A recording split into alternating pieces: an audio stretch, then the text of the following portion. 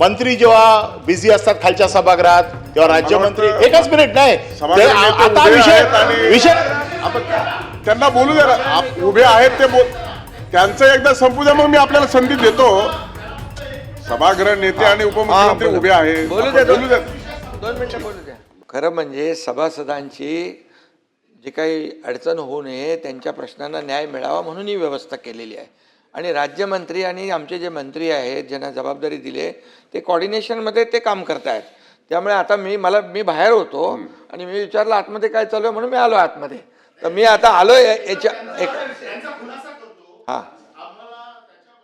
देखील ऑब्जेक्शन असायचं काय कारण नव्हतं, कारण आपण राज्यमंत्र्यांना अधिकार दिले होते दुसऱ्या मंत्र्यांना. परंतु गेल्या एक मिनिट खाली पण जेव्हा विषय येतात आणि वरती पण येतात आणि त्यामुळे मग ते सगळं सरकच होते.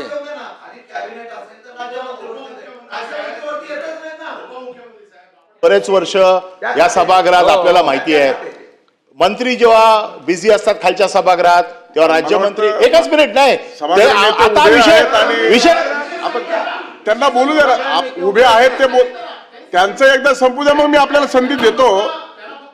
सभागृह नेते आणि उपमुख्यमंत्री उभे आहेत, बोलू द्या 2 मिनिटं बोलू द्या. विषय एकच आहे. का विषय आला हा की उपमुख्यमंत्र्यांनी आपले अधिकार माननीय मंत्री उदय सामंतना दिले, माननीय मंत्री शंभूराजेंना दिले, दादा भुसेंना दिले. आमचं काही ऑब्जेक्शन नाही, ते जे कॅपेबल आहेत त्यांनी करावं. राज्यमंत्री नसतील तर त्यांनी यावं, उत्तर द्यावी.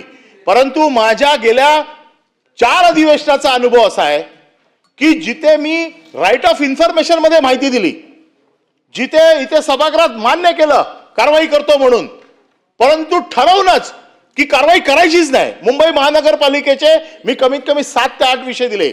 मी बीएससी मध्ये आपल्या समोर सांगितलं, आपण सांगितलं माझ्याकडे पाठवा, मी आपल्याकडे पाठवलं. मुख्यमंत्र्यांनी मला उत्तर दिलं आश्वासन समितीकडे जा.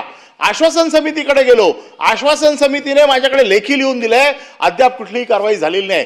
13 ते 14 विषय आज माझ्याकडे आश्वासन समितीचं लिखित उत्तर आहे की याच्यावरती कुठलीही कारवाई झाली नाही. मग काय आमचं काय फुटबॉल करतात तुम्ही, टाइमपास चाललाय इकडे? आम्ही येतो कशाला इथे या सभागृहामध्ये? आमच्या उपमुख्यमंत्र्यांनी त्याची दखल घेऊन त्या मंत्र्यांनी कारवाई केली.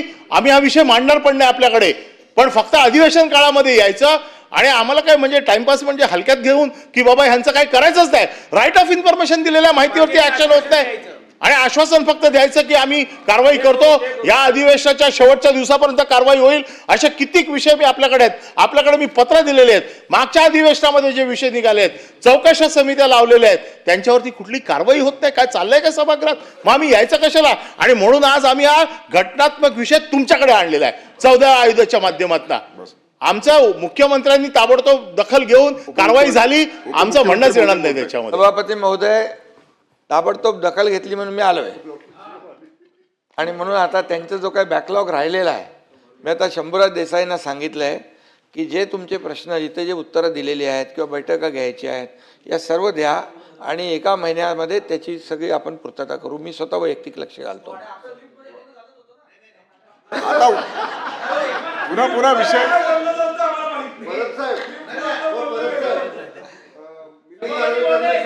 आणि एकच आहे याच्यामध्ये ओ शशिकांतजी, गैरसमज कोणाचा नसावा, कारण शेवटी या सभागृहामध्ये विधानसभा आणि विधान परिषदेमध्ये अधिवेशनामध्येच प्रश्नाला उत्तरं मिळतात, न्याय मिळतो.